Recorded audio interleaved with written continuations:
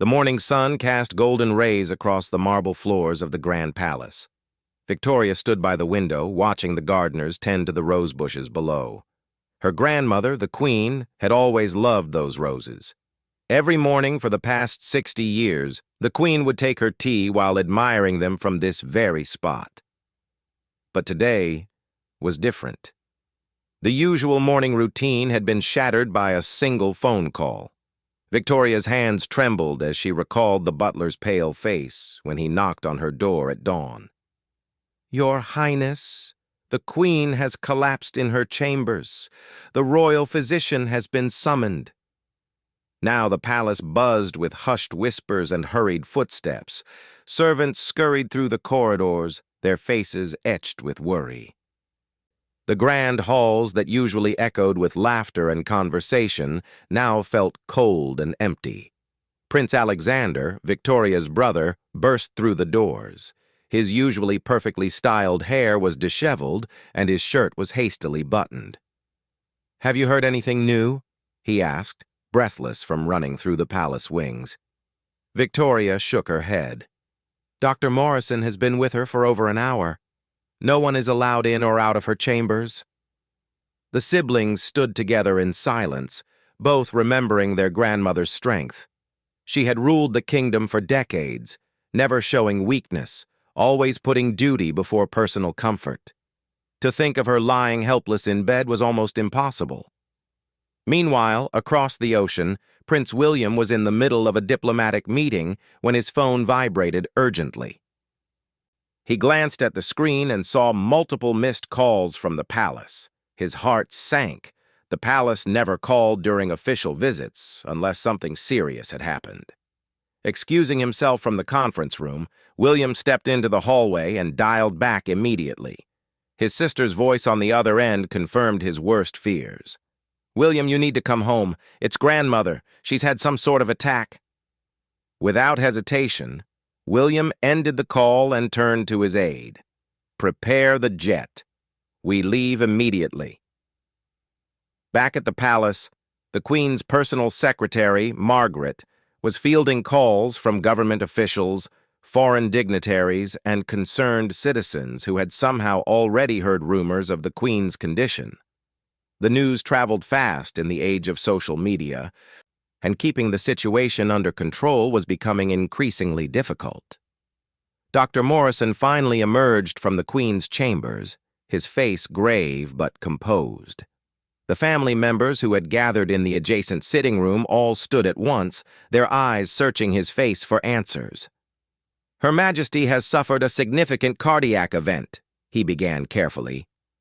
"We've managed to stabilize her condition for now, but she needs immediate specialized care. I've arranged for her transfer to St. Mary's Hospital. The cardiac unit there is the best in the country." Princess Catherine, the Queen's daughter, gasped softly. "She hates hospitals. She always said she would never leave the palace for medical treatment." Dr. Morrison nodded sympathetically.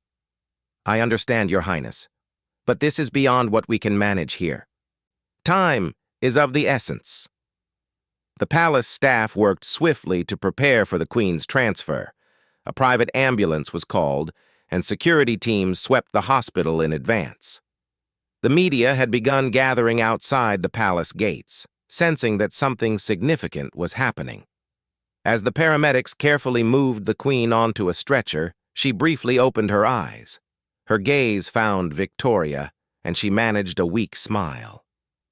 "My dear child," she whispered, her voice barely audible. "Take care of the roses for me."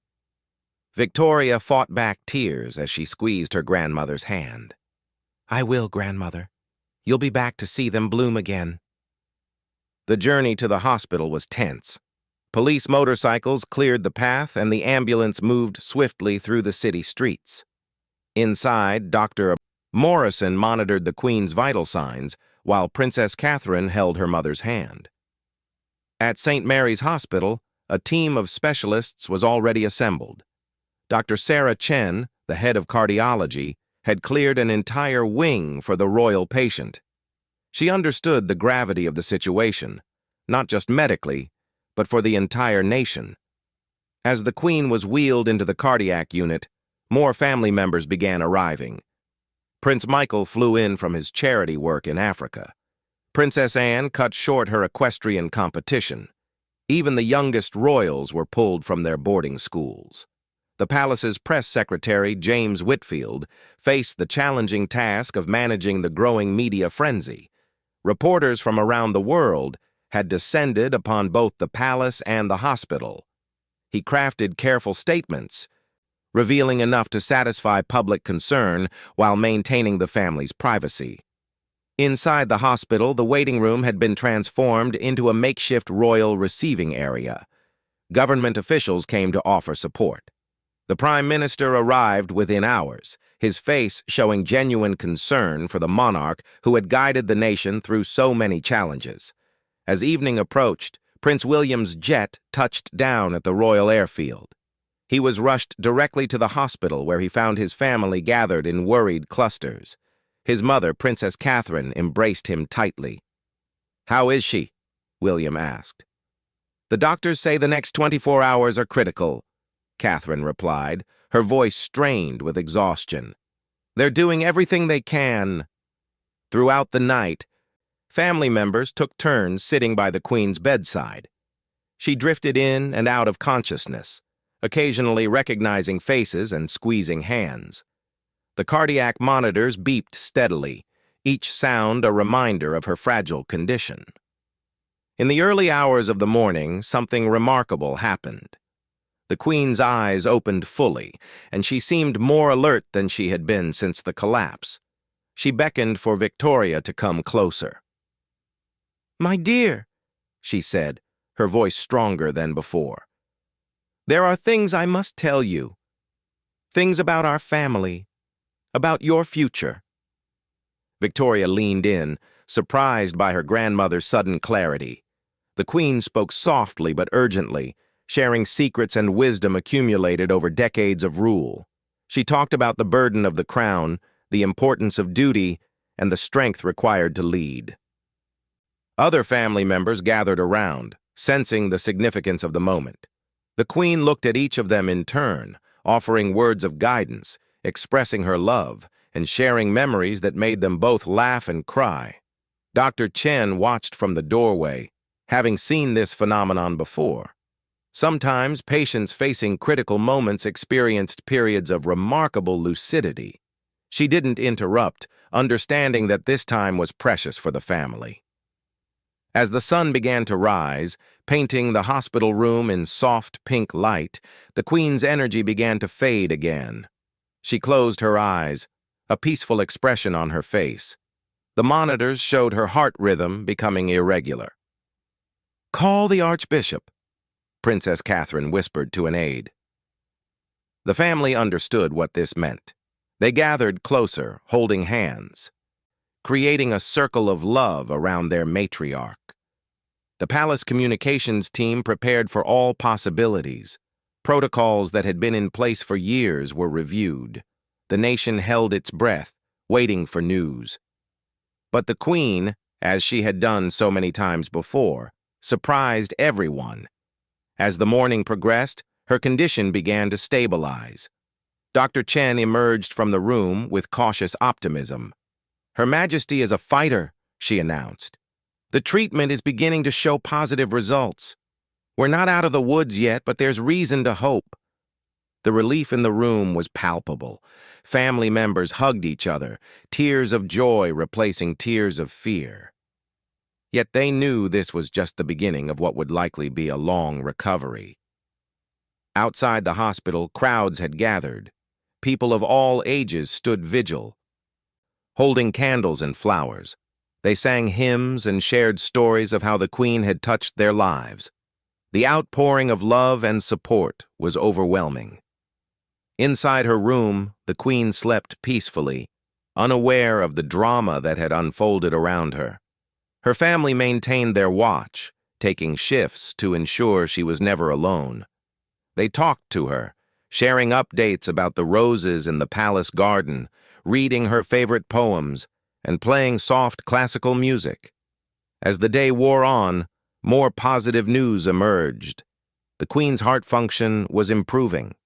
The immediate danger had passed, though the road to recovery would be long and uncertain. The news of the Queen's improving condition spread through the kingdom like wildfire. Television anchors interrupted regular programming to share the update, and church bells rang in celebration across the land. Yet within the hospital walls, the royal family knew the battle was far from over. Prince Alexander found himself thrust into an unexpected role. As one of the senior royals present, he had to coordinate between the medical team, government officials, and family members. His phone rang constantly with calls from prime ministers, presidents, and ambassadors expressing their concern and support. In the cardiac unit, a new challenge emerged. The Queen, now more conscious, was proving to be a difficult patient. She demanded to know why she couldn't return to the palace immediately and questioned every medical decision. Dr. Chen had to use all her diplomatic skills to manage her royal patient. "Your Majesty," Dr. Chen explained patiently, "your heart has been through significant trauma. The stents we've placed need time to properly integrate. Any premature activity could be dangerous." The Queen fixed her with a steely gaze that had intimidated world leaders. "Young woman, I have ruled this nation for longer than you've been alive. I have duties to fulfill." Princess Catherine intervened gently. "Mother, the nation needs you healthy and strong.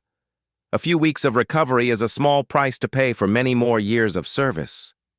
Meanwhile, the palace staff worked tirelessly to maintain normalcy. The daily changing of the guard continued, though with a somber tone. The rose garden was meticulously maintained, with the head gardener personally ensuring every bloom was perfect for the Queen's eventual return. Victoria spent hours in the palace archives, researching previous royal health crises. She discovered diaries and documents showing how her ancestors had dealt with similar situations. One entry particularly moved her, a letter from Queen Victoria describing her own fears during Prince Albert's final illness. Back at the hospital, an unexpected visitor arrived. Lady Margaret Thornbury, the Queen's childhood friend, now in her 90s herself, insisted on seeing her. The two women had maintained their friendship despite the barriers of royal protocol, exchanging letters and meeting for tea whenever possible. The reunion was touching. Lady Margaret sat beside the Queen's bed, and for a moment they were just two old friends, not monarch and subject. They reminisced about their boarding school days, their first loves, and the dreams they'd had as young women. "You always were too stubborn for your own good," Lady Margaret said with a gentle smile. "Remember when you insisted on riding that wild horse despite everyone's warnings?" The Queen chuckled weakly. "And you were right beside me, equally foolish." Their conversation was interrupted by the arrival of the royal chef who had prepared the Queen's favorite soup. The medical team had finally approved some solid food, and the kitchen staff at the palace had worked with the hospital to ensure it met both nutritional and royal standards. As days passed, a routine developed. Family members rotated through carefully scheduled visits. Government documents requiring royal approval were brought in small batches. The Queen insisted on being informed about state matters, though her family tried to limit the stress. One afternoon, a complication arose. During a routine examination, Dr. Chen noticed irregularities in the Queen's heart rhythm. She immediately ordered additional tests, causing fresh waves of anxiety through the family. Prince William took charge of managing information flow. He understood the delicate balance between transparency and causing unnecessary panic. Working with James Whitfield, they crafted statements that were truthful yet reassuring. The test results revealed a minor setback. One of the stents showed signs of potential blockage. Dr. Chen recommended a minimally invasive procedure to address the issue. The Queen, showing her characteristic courage, simply nodded and said, "Do what you must." During the procedure, the family gathered in the hospital chapel. Representatives from various faiths offered prayers. reflecting the diverse nature of the modern kingdom. Even those who weren't particularly religious found comfort in the shared moment of hope. The procedure was successful, but it served as a reminder of the Queen's vulnerability. Princess Catherine called a family meeting to discuss contingency plans. It was an uncomfortable conversation. Talking about succession and regency while the Queen still lived felt almost treacherous. Prince Alexander surprised everyone with his maturity during these discussions. "Grandmother would want us to be prepared," he said. "She's always put the stability of the nation first. We honor her by doing the same." Documents were quietly prepared, though everyone hoped they would never be needed. Constitutional scholars were consulted discreetly. The machinery of government prepared for various scenarios while maintaining an outward appearance of calm confidence. In her hospital room, the Queen was more aware of these preparations than her family realized. One evening, she called Victoria to her bedside for a private conversation. "I'm not naive, my dear," she said softly. "I know what's being discussed in those hushed meetings, and I approve. A monarch must always think beyond their own lifetime." She reached for a small box on her bedside table. Inside was a ring, not one of the crown jewels, but a simple gold band with a single sapphire. "This was my mother's," she explained. "She gave it to me during a difficult time, reminding me that strength comes not from crowns, but from within." Victoria accepted the ring with tears in her eyes, understanding the significance of the gesture. As the Queen's condition stabilized, attention turned to her eventual release from the hospital. The medical team developed a comprehensive care plan. The palace would need modifications, medical equipment discreetly installed, nurses on constant duty, and protocols for emergency response. The Queen's private apartments were transformed. A state-of-the-art medical monitoring system was installed, hidden behind elegant furnishings. A team of nurses was recruited, each signing strict confidentiality agreements. The palace kitchen staff trained in preparing heart-healthy meals that still met royal standards. During this preparation period, the Queen showed glimpses of her famous wit. When told about the installation of an emergency alarm system in her bathroom, she quipped, "At least now I'll have an excuse for taking so long in there." The media attention remained intense. Royal correspondents analyzed every medical bulletin, every photograph of family members entering or leaving the hospital. Social media buzzed with prayers, well wishes, and unfortunately, occasional conspiracy theories that the palace had to address. One particularly persistent rumor claimed the Queen had actually died and was being kept on life support for political reasons.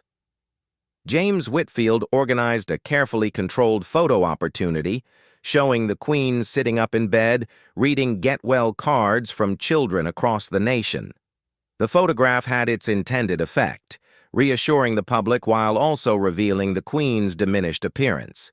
She had lost weight, and her usually perfect hair was simply styled. Yet her eyes retained their characteristic sparkle, and her smile was genuine. Letters and cards poured in by the thousands. The hospital had to designate an entire room for mail storage.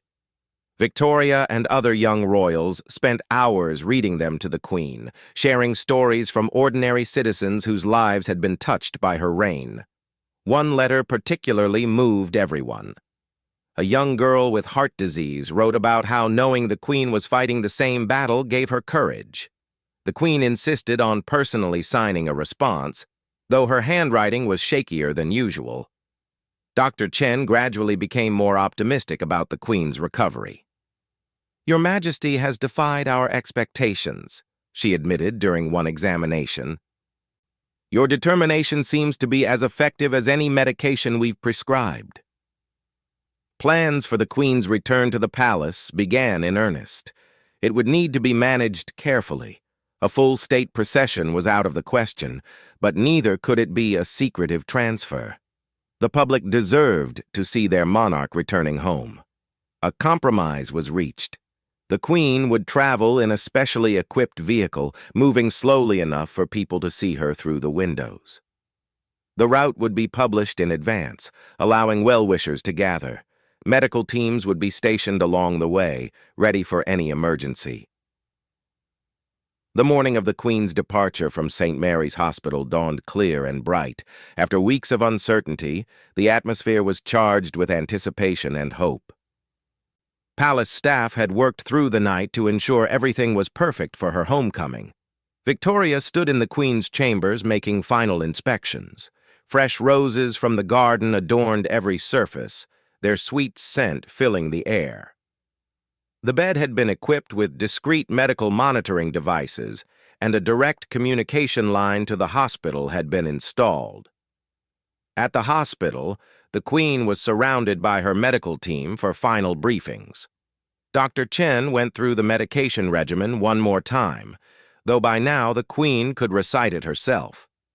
A detailed care plan had been created, with regular checkups scheduled and strict instructions for activity levels. "Remember, Your Majesty," Dr. Chen emphasized, "recovery is not a sprint but a marathon. You must pace yourself." The Queen nodded, though everyone could see her eagerness to leave. She had been a model patient after the initial resistance, but the hospital environment clearly chafed against her nature. Prince William coordinated the security arrangements. The route from hospital to palace had been carefully planned, with plainclothes officers mingling with the crowds and snipers positioned on rooftops. Nothing would be left to chance. As the appointed hour approached, family members began gathering in the hospital's private entrance. Princess Catherine helped her mother into a specially designed outfit, elegant yet comfortable, with hidden accommodations for the portable heart monitor she would need to wear. The crowds outside had been gathering since dawn. Thousands lined the streets, many having traveled from across the kingdom. Children clutched homemade signs, elderly citizens shared stories of previous royal illnesses, and tourists found themselves caught up in the historic moment.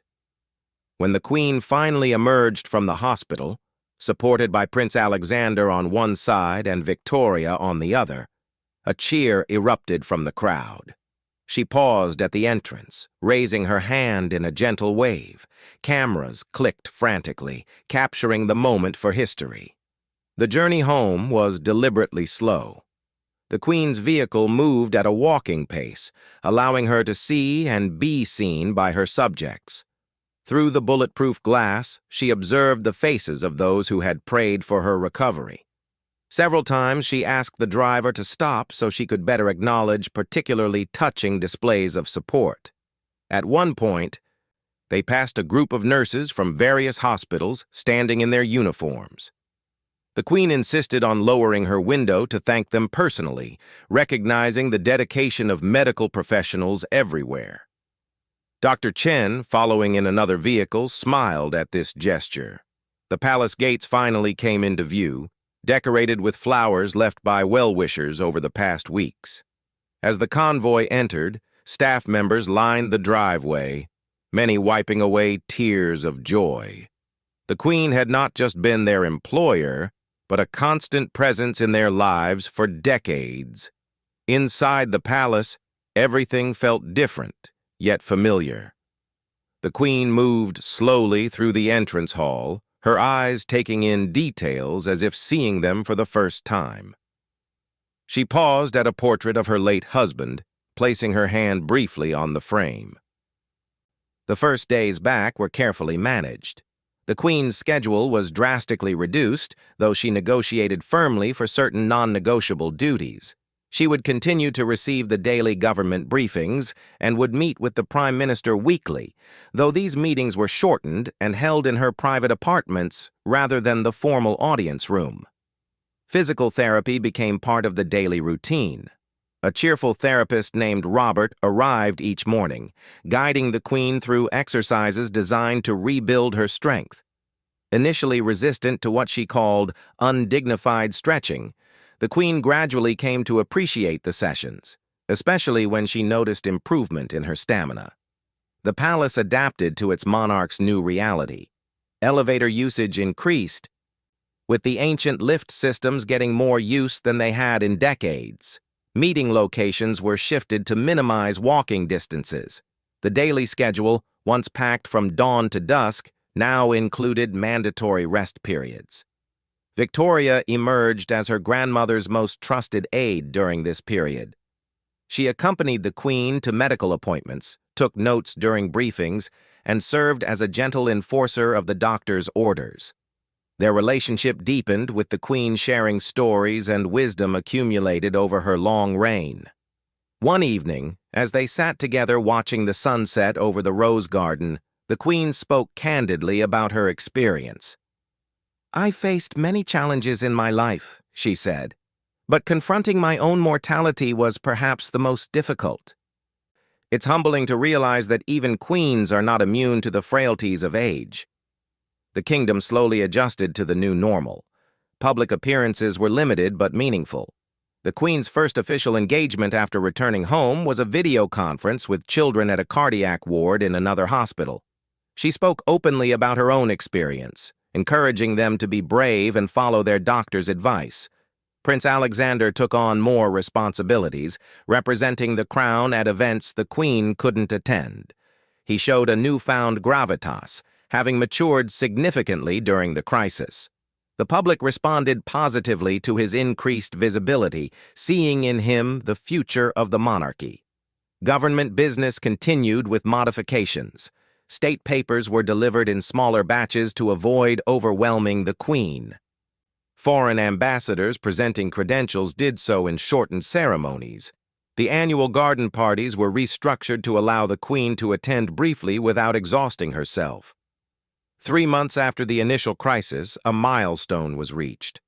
The Queen's medical team cleared her for a short public appearance at the annual Remembrance Day ceremony.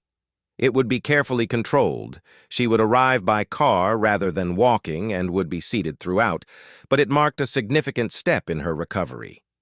The day arrived gray and solemn, fitting for the occasion. As the Queen's car pulled up to the cenotaph, the gathered crowd fell silent.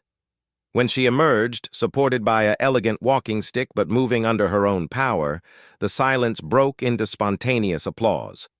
She stood for the 2-minute silence, her bearing as regal as ever despite the walking stick. When she laid her wreath, Prince William stood ready to assist, but she completed the task independently. It was a powerful moment, the embodiment of resilience and duty. Following the ceremony, the Queen met briefly with veteran organizations.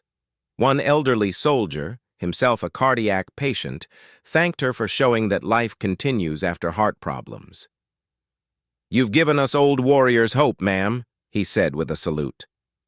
The palace medical team monitored her carefully throughout the event. Her heart rate remained steady, her color good. Dr. Chen, watching from a discreet distance, allowed herself a smile of satisfaction. The Queen was truly on the road to recovery. As winter approached, new routines solidified. The Queen held audiences 3 days a week instead of 5. State dinners were shortened and less frequent. International travel was postponed indefinitely, with other royals taking on these duties. The crisis had changed the monarchy in unexpected ways. It became more transparent about health matters, breaking from centuries of tradition. Regular health bulletins were issued, keeping the public informed while maintaining appropriate privacy. Princess Catherine reflected on the changes during a private family dinner. "In a strange way," she said, "this crisis has humanized us. People see that we face the same health challenges they do. It's created a different kind of connection with the nation." The Queen's Christmas broadcast that year was particularly poignant. Filmed in her study rather than the grand throne room, she spoke directly about her health journey. She thanked the medical professionals, her family, and the nation for their support. "This year has taught me that strength comes not from standing alone but from accepting help when needed," she said, looking directly into the camera. "I have been humbled by the love shown to me and inspired by stories of others facing similar challenges." The broadcast broke viewing records, with millions tuning in across the Commonwealth. Social media flooded with messages of support and shared experiences. The hashtag #OurQueenStrong trended globally. As the new year began, the palace announced a gradual increase in the Queen's activities. She would undertake a limited spring schedule, focusing on causes close to her heart. Cardiac health charities suddenly found themselves with the most powerful advocate possible. The Queen established a new initiative supporting cardiac research and patient care. She insisted it not bear her name, preferring to call it the Heart of the Nation Fund. Within weeks, donations poured in from around the world. Dr. Chen became a regular visitor to the palace, their relationship evolving from doctor-patient to something approaching friendship. The Queen respected her straightforward approach and medical expertise, while Dr. Chen admired her patient's determination and grace. 1 year after the crisis, the palace hosted a reception for the medical team that had saved the Queen's life. It was an emotional gathering, with the Queen personally thanking each member of the team. She presented Dr. Chen with a specially commissioned medal, recognizing her exceptional service. In her speech at the reception, the Queen reflected on the journey. "A year ago, I faced the greatest health challenge of my life. Today I stand here not just as a survivor, but as someone profoundly changed by the experience. You gave me not just more years, but the opportunity to serve my nation with renewed purpose." The transformation was evident to all who knew her. The Queen had always been dedicated to duty, but now there was an additional dimension: a deeper empathy for those facing health challenges, a greater appreciation for each day, and a willingness to show vulnerability that made her more relatable than ever. Victoria, now taking on more official duties, carried forward the lessons learned during those difficult weeks. She had seen leadership under extreme pressure, watched dignity maintained despite fear, and learned that true strength sometimes means accepting help. The rose garden bloomed spectacularly that spring, as if nature itself was celebrating the Queen's recovery. She resumed her morning routine of taking tea while admiring the flowers, though now often accompanied by family members who had learned to cherish these quiet moments. The palace, once shaken by crisis, had emerged stronger. Protocols had been updated, relationships deepened, and the institution had proven its ability to adapt while maintaining its essential character. The health emergency that had threatened to destabilize the monarchy had instead revitalized it.